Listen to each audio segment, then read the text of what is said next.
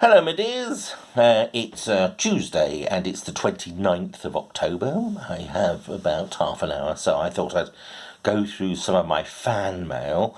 So, some of you who sent fan mail and haven't had anything back from me recently, I do apologise. It's been quite busy, but I've sent about 10 off this morning, so hopefully that helps catch off. And at the same time, of course, I looked through various people who've been sending me questions, and I thought I would just answer a few. First, I've got James from Kilmallock in Ireland, and he says, when is Dorian coming back? When is Dorian coming back? I'm always asked this, and the answer is up to the powers that be. But I can say, for those who aren't aware, that Dorian makes an appearance in Big Finish. There's a CD collection called The 11th Doctor Chronicles, with the fantastic Jake Dudman being Doctor Who number 11, and Dorian has a story with him, so do go to Big Finish and get that when you can. And then we got Sally from Stavanger. What irritates you? What does irritate me? Well, more recently, the thing that's really frustrated rather than irritating me is I'm having to contact various peoples for research and also catching up on things, and you can only seem to do it by email, and it's a complete nightmare because they either can't read or they just don't understand the questions I'm asking. Whereas it would be so much simpler, as it was in yesteryear, to just pick up the phone and talk to someone. So that's an irritation. And sort of attached to that is that when you do find the right people you're supposed to talk to, they then give you the wrong information. And then you're criticised for not finding the right information. But these things are sent to try us. But generally speaking, I do find a lot of things irritating. I think it's because I'm turning into a grumpy old man now. But if there's something I need to pursue, I just pursue it. I treat it as a hobby. And that way, I don't get myself all wound up and give myself ulcers. But what else irritates me? I don't know. It's just a slight irritation that a lot of things are blamed on other people when really basically it's you yourself that has to sort it out. Or the question why certain things haven't been done.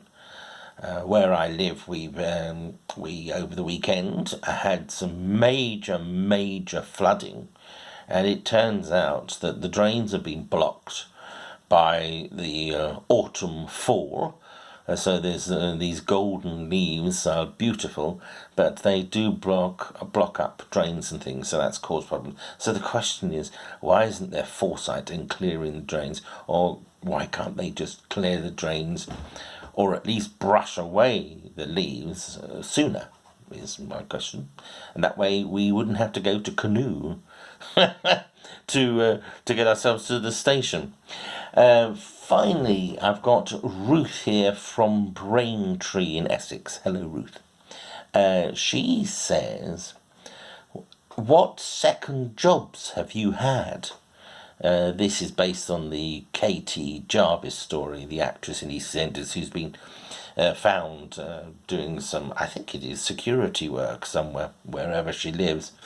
And when I read this story, part of me sort of giggled because actors in particular, and you'll find students and people who are freelance, often have more than one income stream, if we're going to use the parlance, and they have to do other works because their main work either has long-term projects and so they have a cash flow problem, or just pays peanuts, or in some cases, and particularly with actors, they don't get their money many jobs I've done in the past where there have been creative accountants who say they are unable to pay you. So of course we have to have second jobs. Now, to those of you who've read my my book, My Dalek Has a Puncture, you will read lots of things about other jobs I've had, just off the top of my head. I did a lot of temp work which ranged from administration to packing loaves of bread at Sainsbury's. Yes, I was asked, I got a call from a temp agency one time and said, "Have you ever been a merchandiser?" Now, of course, that sounds very grand, doesn't it? So I didn't really know what it meant, but I said, yes, I have, because I wanted a job. And so they sent me to Sainsbury's, and I found I was stacking shelves of bread, and I had many people coming up asking me which bread is best for toasting. But I did also think that it was from the media's point of view, it was a bit of bullying against Katie Jarvis. I mean, poor Katie. She's had a high-profile job for which she would have been paid quite well at the time that she did it, but then her contracts have come to an end, and unless she gets another high-profile contract, she still has to pay the rent or the mortgage, and I understand she has children, and so, good luck to her, and well done for, getting up out of bed and getting some other work to help feed your children. I think it's quite appalling that she should be attacked on this matter. I don't know, there's some people very funny, there's quite a few snobby people who just don't think actors' jobs are proper jobs anyway, so to them I say, which would make your nose turn up and your lip turn up the greater? The fact that an actress who's come to an end of a job has found herself another job that is not necessarily acting, or that she has to sign on. And good luck to Katie and to all other actors. And you'll find over the ages, and if you read plenty of autobiographies, even the good and the great at times have had second jobs. So this shouldn't really be an issue, and there shouldn't have been any hoo-ha in the newspapers about it.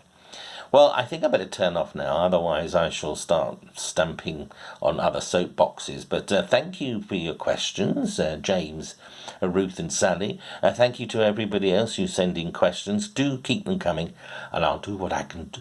I'll answer what I can another time. So until then, bye-bye.